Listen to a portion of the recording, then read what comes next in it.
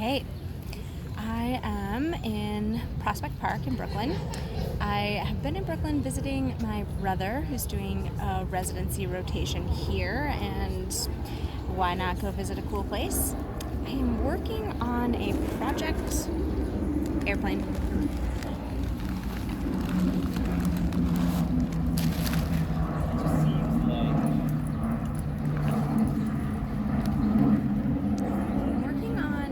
Project here from the book Literary Knits by Nikol Lohr.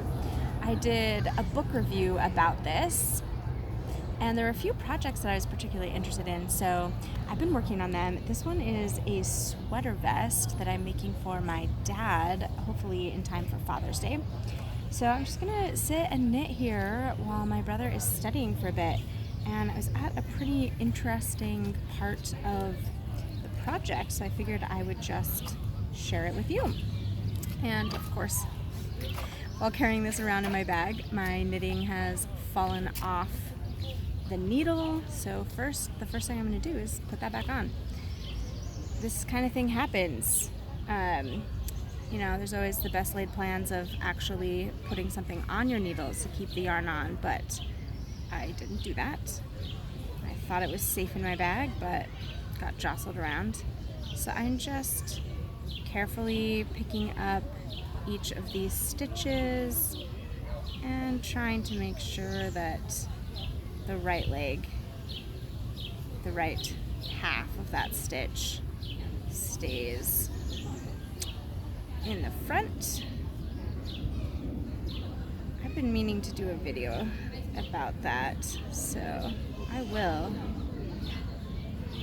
What we're picking up today. Okay, so there we go. All those stitches, live stitches that had fallen down, I've now picked them back up. And I'm going to go ahead and finish my way across this row and check in with where I'm at on the pattern. And I've connected myself to my little bag inside my bag, so. All right, here we go. Let's go ahead and let's see if we can adjust that. No, that is good. Purl my way across the rest of this row. Oh, I got one of the stitches backwards. I find it's usually better to just get the stitch back on the needle, and then you can adjust it as you're going across if necessary, instead of worrying too much about getting them on the right way in the first place. There's another one that's twisted, fixing that.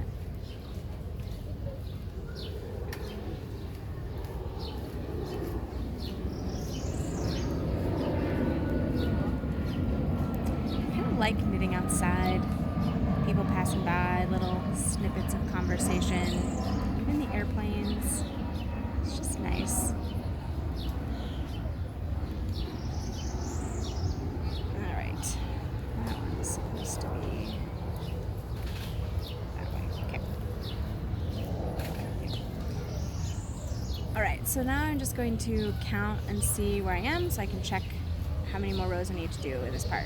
2, 4, 6, 8, 10, 18, 20, 2, 4, 6, 8, 10, 12, 14. All right, one more. I have one more row. So this sweater vest is a pretty cool setup. You start with a provisional cast on. So you have live stitches that you can go and pick up again when you're at the end of this first section. So you start in the back at the very bottom of the armpits. You work your way up, and then you once you get to the splitting point, you work on the two straps that will come up and over separately. So I've already done one of those, and I'm finishing up the second one right now. Oh.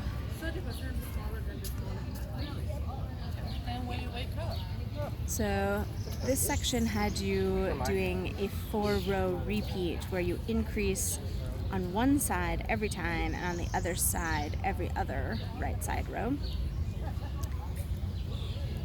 And this should get me to the total number of stitches I need. 1, 2, 3, 4.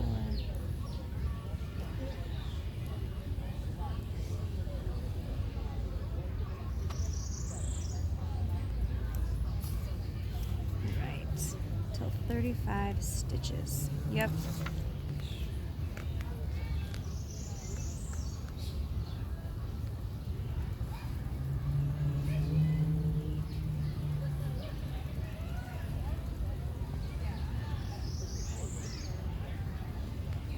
Okay, so count, double check. 2, 4, 6, 8, 10, 12, 14, 16, 18, 20, 2, 4, 6, 8, 10, 14, 15, 35.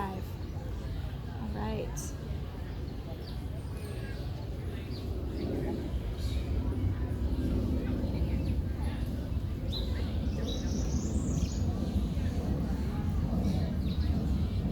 All right, I'm going to take a pause and read these instructions for a bit. Okay, I'm back. And of course, as so often happens with these things, best laid plans and all. So this next section, this pattern uses 2 sizes of circular needles.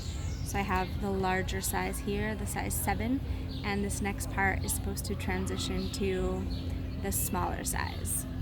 I think that I'm going to just go ahead and join in the round using this larger size so that I can at least move forward with this project, and then once it's all joined, I will go ahead and transition to the smaller one to do the next section and hope for the best. All right, so I did have a second pair of circular needles, but they are a bigger size, so that's not what I want.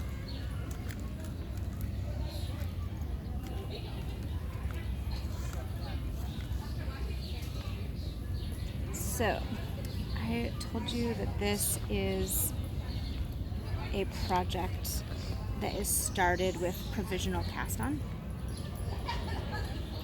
That is this part of the project here. So do you see that white yarn? That white yarn there that's in the middle. So this is what I originally cast on. I was using this white yarn as my waist yarn, and it is a little bit smaller gauge, not gauge, size than weight. Words. This is a little bit smaller weight than the maroon color, but I decided that that would work okay and went with it.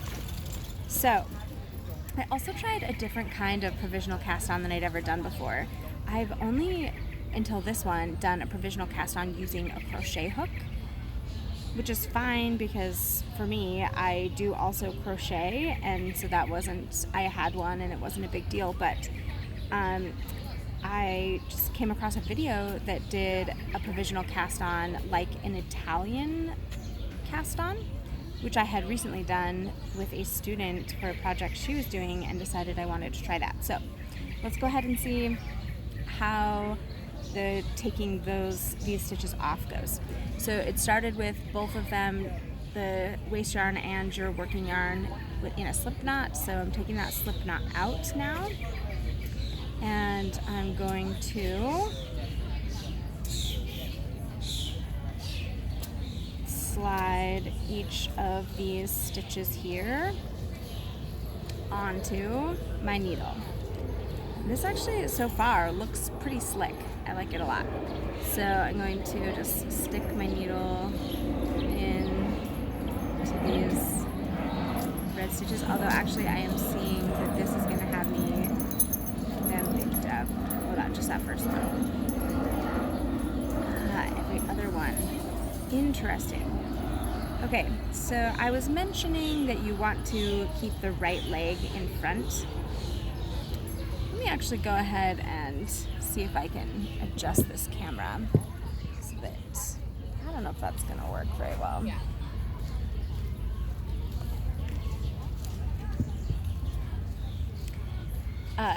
So the legs of these stitches, they, because of how the Italian cast on works, every other stitch looks like a pearl.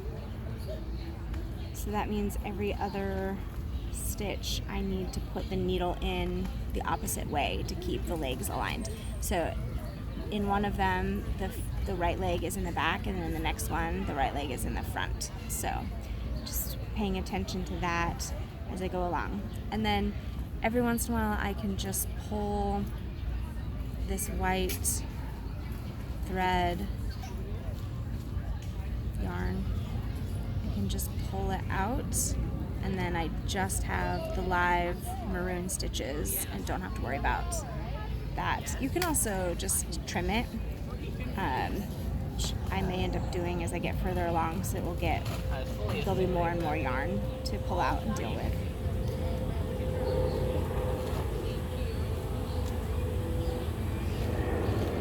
Although maybe what I'll do is kind of pull it from the end a bit.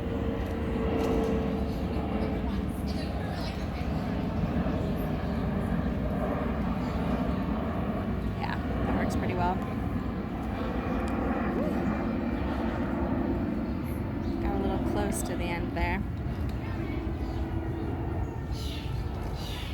It's also fine because I am picking them up, but it can be a little bit stressful to have you don't want the stitches to just fall off without you being ready to pick them up.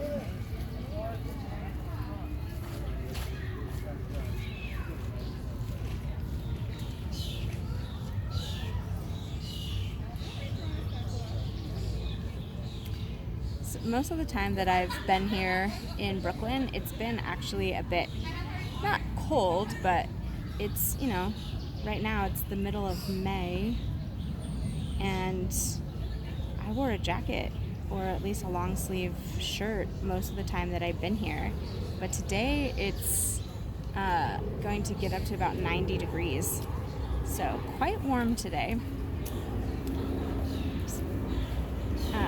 But it's been raining. It rained all day, or a lot yesterday. Mostly just the evening.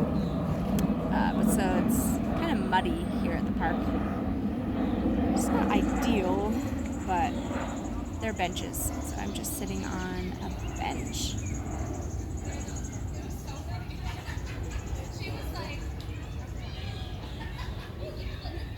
Keeping myself and my project out of the mud.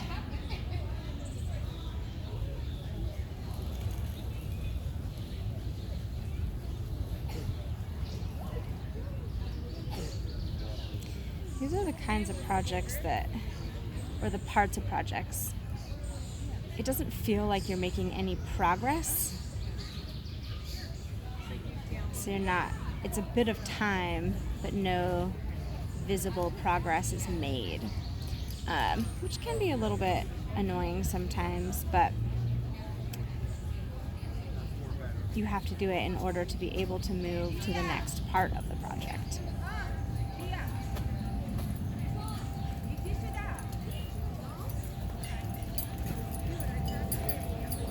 Realizing another thing that's helpful about picking these up. Well, there's a couple things. Picking them up with a smaller needle, it's easier because these, as I'm picking them up, the stitches I'm picking up are pretty small. So let's see. The sun is not really helping, but I use this needle to cast them on. So this is like the exact size that they were. And this is also why it's not necessarily beneficial that I used a smaller weight yarn. So the hole was a certain size when I made it, and because the yarn was smaller, it allowed the hole to get a little bit tighter, smaller as it was sitting here and as I knit away from it.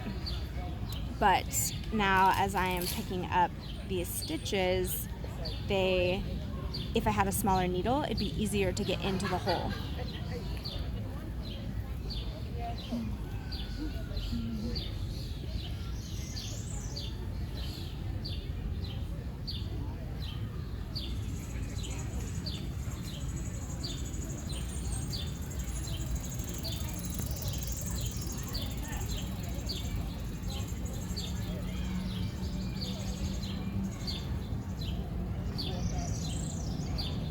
And also, with this specific project, the right part of the sweater, the right shoulder part that I was working on, it's still on the large needles. The left side is on a stitch marker, stitch holder, not a stitch marker. It's on a stitch holder, so that means I will be able to add it on in the direction that I want to, so that I can connect them without twisting any stitches or having my right and wrong sides misaligned. So I will have to kind of figure that out with the side, the right side that's still on this needle. But sometimes people ask me what needles I like the best. I always recommend to my beginner students especially that they use wooden or bamboo needles, but I here am using, these are metal needles, and the stitches slip more easily on metal needles, so if you're just learning how to knit, that's one of the benefits of wooden needles, is they kind of hold on to the yarn and help you so that they don't fall off before you're ready. But metal needles can be nice because every stitch moves a little bit faster. But my answer to, when people say, oh, you must like those needles, I always just say, well, I like the ones that I already have. I like not having to buy new needles for a project. I mean, I will if I don't have the right needles, but it's nice just to have,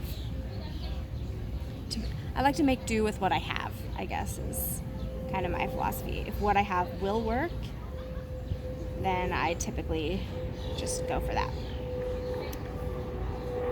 But like now,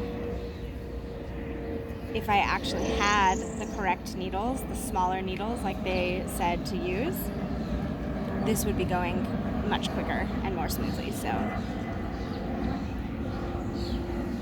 designers know what they're doing. They told you, not that you can substitute things, and I do all the time and support that, but if you don't have a specific reason for doing so, like following what the designer told you is a good idea, because it'll help you get something that matches more what they designed, and they did what they did for a reason. So it'll usually require less work or heartache on your side if you do what they recommended.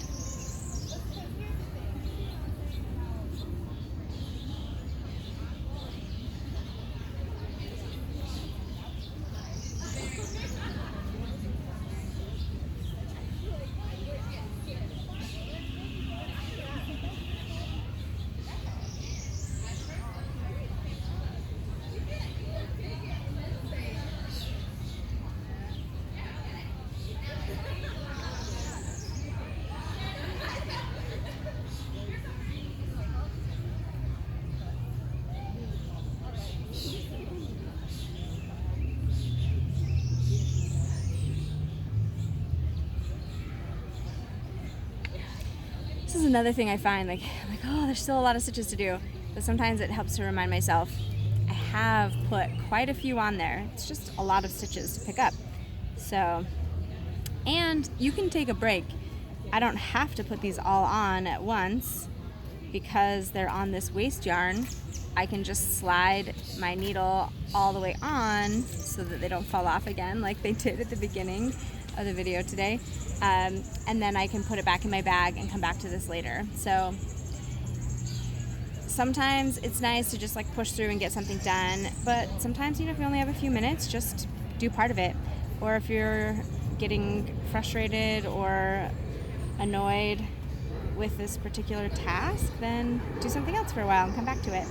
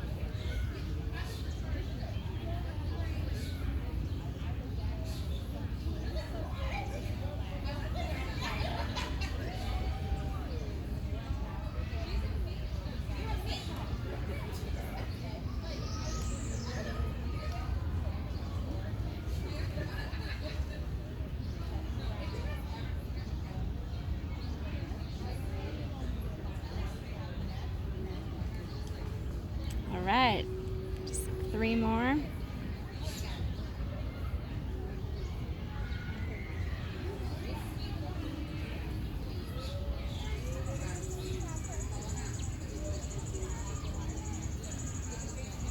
I like particularly didn't want to come.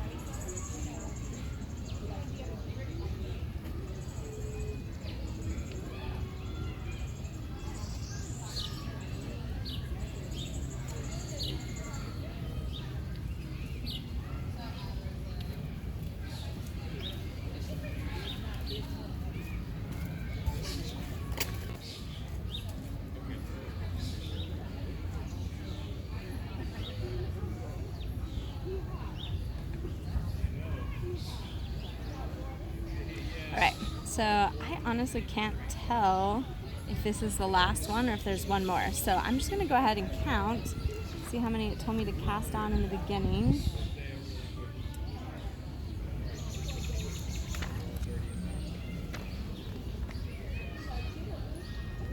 $70. So let's see how many stitches I have on here. 2, 4, 6, 8, 10, 12, 14, 16, 18, 20, 2, 4, 6, 8, 10, 12, 14, 16, 18, 40, 2, 4, 6, 8, 10, 12, 14, 16, 18, 60, 2, 4, 6, 8, 9. Okay, so there is one more. It's kind of stuck, hidden in this. I'm gonna have to try and find it.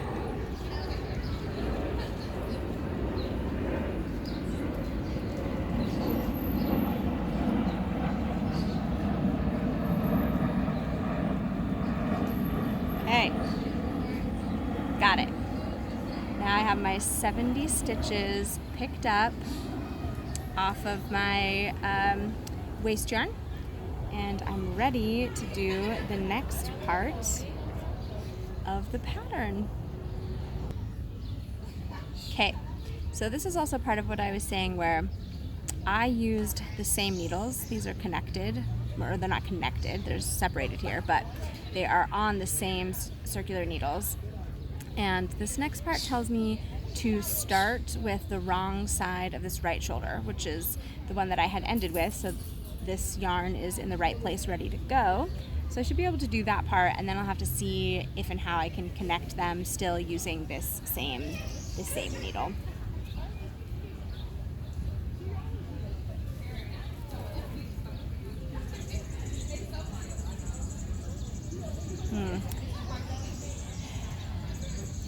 It's time for me to go meet up with my brother for lunch.